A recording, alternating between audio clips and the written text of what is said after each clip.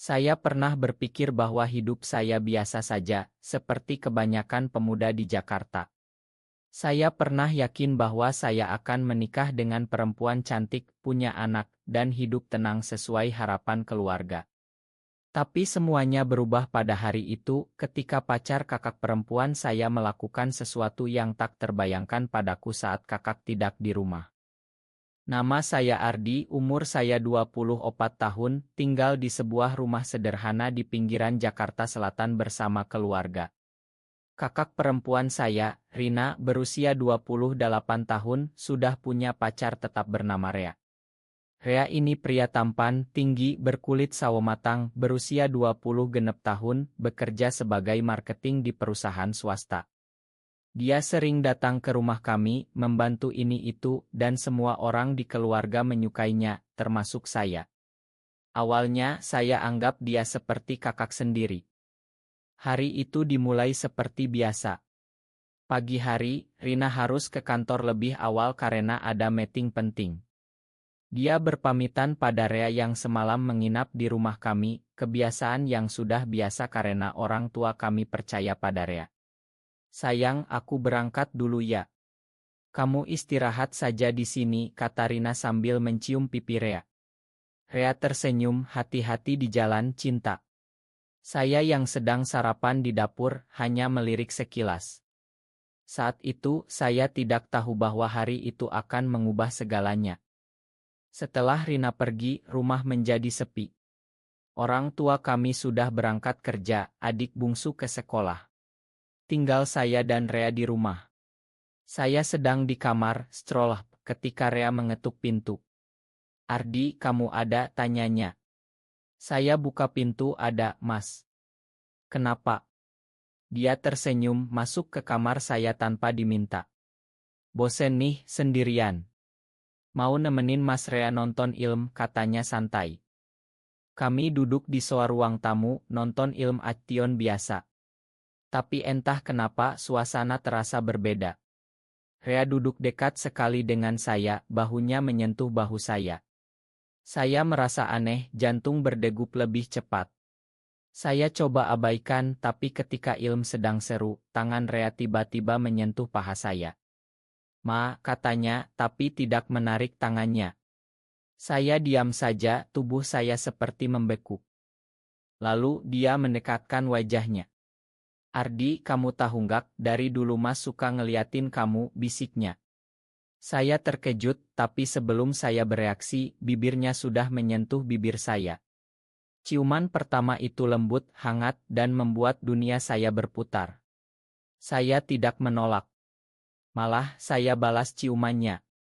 Saat itu, saya sadar bahwa perasaan yang selama ini saya pendam, perasaan aneh terhadap pria, ternyata nyata. Setelah ciuman itu berakhir, kami saling pandang. Rea tersenyum, kamu suka ya? Saya mengangguk pelan, wajah panas. Kami berpelukan dan hari itu kami menghabiskan waktu berdua, berbicara tentang perasaan yang selama ini tersembunyi. Rea bilang dia sebenarnya bingung dengan perasaannya pada Rina, tapi saat bertemu saya, semuanya jelas. Saya merasa bahagia sekaligus takut. Bagaimana dengan Rina? Bagaimana dengan keluarga? Malam harinya, Rina pulang. Kami berpura-pura biasa saja. Rea pulang ke rumahnya, tapi sebelum pergi, dia bisik pada saya, besok lagi ya. Saya tersenyum dalam hati. Tapi di balik kebahagiaan itu, saya tahu ini baru awal dari masalah besar. Hari-hari berikutnya, setiap kali Rina tidak di rumah, Rea datang dan kami menghabiskan waktu bersama. Kami berciuman, berpelukan, berbagi cerita. Rea bilang dia mencintai saya lebih dari Rina. Rina baik, tapi kamu beda, Ardi. Kamu bikin Mas merasa hidup, katanya suatu hari saat kami berdua di taman dekat rumah. Saya percaya padanya. Saya jatuh cinta sepenuhnya. Tapi semakin dalam kami terlibat, semakin saya gelisah. Saya sering melihat Rina bahagia bersama Rea di depan keluarga. Rina sering cerita pada saya tentang rencana pernikahan mereka. Rea orang baik, Di. Kakak bahagia banget, katanya. Setiap kali mendengar itu hati saya sakit. Tapi saya diam saja karena saya takut kehilangan Rea. Suatu hari, Rea mengajak saya jalan ke Ancol. Kami berdua saja seperti pasangan biasa. Di pantai saat matahari terbenam, Rea memeluk saya dari belakang. "Ardi, Mas mau serius sama kamu. Kita tinggal bareng aja nanti," katanya. Saya bahagia, tapi realita menampar. "Tapi Kak Rina gimana, Mas?" tanya saya. Rea diam sejenak, "Nanti kita cari cara." Saya tahu ini tidak akan mudah. Di Indonesia, cinta seperti kami masih dianggap tabu oleh banyak orang. Keluarga kami religius, pasti tidak akan menerima. Tapi saat itu, saya hanya ingin menikmati momen bersama Rea. Waktu berlalu cepat. Sudah 3 bulan hubungan rahasia kami berlangsung. Setiap momen bersama Rea terasa seperti mimpi. Kami sering bertemu di kai kecil di Jakarta Pusat, atau di kosan teman Rea yang jarang dipakai. Di sana, kami bisa bebas berpelukan, berciuman, tanpa takut dilihat orang. Rea semakin manis. Dia sering beri saya hadiah kecil, seperti gelang kulit atau kaos auritnya. "Ini buat kamu, biar ingat Mas terus," katanya sambil tersenyum. Saya simpan semua itu di laci rahasia. Perasaan saya semakin dalam. Saya sering bermimpi tentang masa depan kami berdua, mungkin pindah ke kota lain, hidup tenang. Tapi konflik mulai muncul. Rina semakin serius dengan Rea.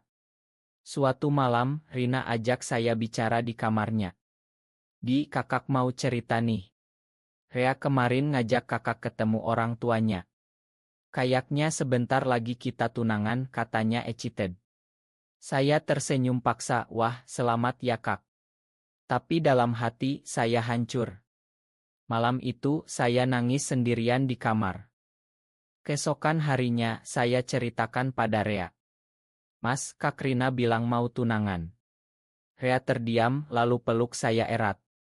"Ardi, Mas bingung. Mas cinta sama kamu, tapi Mas nggak mau sakitin Rina. Dia nggak salah apa-apa." Kata-katanya seperti pisau. Saya marah, "Jadi Mas mau ninggalin aku?" Rea geleng kepala, "Nggak, Mas janji cari solusi."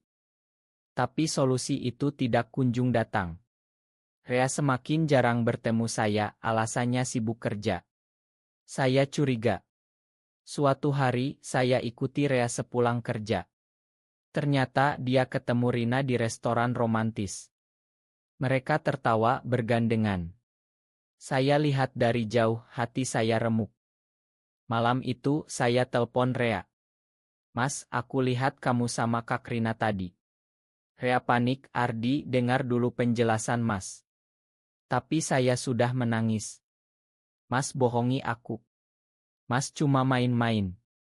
Rea bilang dia benar-benar cinta saya, tapi dia takut putus dengan Rina karena keluarga. Konflik semakin memuncak. Saya mulai depresi, kurang makan, sering sendirian. Orang tua tanya, saya bilang capek kerja. Tapi sebenarnya, saya sedang berjuang dengan perasaan ini. Di masyarakat Indonesia, pria mencintai pria masih banyak yang menjudi. Saya takut kalau ketahuan, keluarga malu. Suatu hari, Rea datang ke rumah saat Rina lagi dinas luar kota. "Ardi, kita harus bicara serius," katanya. Kami duduk di kamar saya. Rea bilang dia sudah putuskan untuk tetap dengan Rina. "Mas nggak bisa ninggalin dia, Ardi. Keluarga Mas juga sudah setuju." "Ma." Saya terkejut, "Jadi selama ini Mas cuma pakai aku buat hiburan." Rea nangis, "Bukan gitu. Mas cinta kamu, tapi realita keras." Saya marah besar. Kami bertengkar hebat. "Keluar dari hidupku, Mas," teriak saya. Rea pergi dengan wajah sedih. Malam itu, saya nangis sepuasnya. Rasanya seperti dikhianati oleh orang yang paling dicinta. Beberapa hari kemudian, Rina pulang. Dia bahagia cerita tentang Rea. Saya pura-pura senang, tapi dalam hati sakit. Saya putuskan untuk menjauh dari Rea. Saya blok nomornya, hapus semua oto kami. Tapi cinta tidak semudah itu hilang. Saya sering ingat momen-momen indah. Ciuman pertama, pelukan di pantai, janji-janji manis. Saya sadar, Rea mungkin benar-benar bingung, tapi pengkhianatannya terlalu dalam. Saya mulai cari dukungan. Saya gabung komunitas online untuk gay di Indonesia. Di sana banyak cerita serupa. Banyak yang berjuang dengan cinta terlarang, keluarga yang tidak paham. Saya merasa tidak sendirian. Setelah putus dengan Rea, hidup saya seperti kosong. Saya fokus kerja, tapi pikiran selalu ke dia. Rina semakin dekat dengan Rea, mereka resmi tunangan. Keluarga kami bahagia, pesta kecil digelar di rumah. Saya hadir dengan senyum palsu, tapi hati hancur melihat Rea memeluk Rina. Malam pesta, Rea sempat bisik pada saya, "Ardi, Mas masih cinta kamu." Saya abaikan, tapi kata itu membuat saya goyah lagi. Beberapa minggu kemudian, Rea hubungi saya lewat akun baru. "Ardi, kita ketemu sekali lagi aja." Saya tolak, tapi akhirnya setuju. Kami ketemu di kafe biasa. Rea cerita dia menyesal. "Mas nggak bahagia sama Rina. Setiap malam Mas ingat kamu." Dia nangis, pegang tangan saya. Saya lemah, kami balik lagi. Hubungan rahasia berlanjut, tapi kali ini lebih berbahaya karena Rea sudah bertunangan. Semakin gaicin. Rina curiga Rea sering hilang. "Rea akhir-akhir ini aneh, Di. Kayak ada yang disembunyikan," cerita Rina pada saya. Saya pura-pura tidak tahu, tapi rasa bersalah semakin besar. Suatu hari, tragedi terjadi. Rina pulang lebih awal dan melihat pesan Rea di HP-nya, pesan dari saya yang salah kirim ke nomor lama. Rina marah besar, konfrontasi Rea. Rea bohong, bilang itu teman kerja. Tapi Rina tidak percaya. Malam itu, Rina datang ke kamar saya nangis. "Di, Rea selingkuh." "Aku tahu." Saya panik, tapi diam. Rina cerita detail, dan akhirnya saya tidak tahan. "Kak, yang selingkuh itu aku." Rina terkejut, "Apa maksudmu?" Saya ceritakan semuanya. Rina nangis histeris, "Kamu gay. Dan sama pacarku. Kamu khianati kakak sendiri." Dia tampar saya, lalu lari keluar rumah. Orang tua terbangun, tanya apa yang terjadi. Rina cerita semuanya. Rumah menjadi chaos. Ayah marah besar, "Kamu bikin malu keluarga. Di Indonesia ini dosa besar." Ibu nangis, "Kenapa anakku begini?" Saya dikurung di kamar, dilarang keluar. Rea datang minta maaf, tapi ayah usir dia. Rea bilang dia akan batalkan tunangan, tapi terlambat. Rina putus, patah hati. Saya merasa seperti penjahat. Saya khianati kakak sendiri, hancurkan keluarga. Saya depresi berat, sempat mikir bunuh diri. Tapi teman dari komunitas online dukung saya. Mereka bilang, "Ini proses, kamu perlu waktu." Setelah kejadian itu, keluarga saya retak. Rina pindah ke rumah tante, tidak mau bicara dengan saya. Ayah ibu dingin, seperti saya bukan anak mereka. Rea hilang kontak, katanya pindah kerja ke luar kota. Saya sendirian di Jakarta yang ramai ini. Saya keluar rumah, cari kosan kecil. Kerja tetap jalan, tapi hati kosong.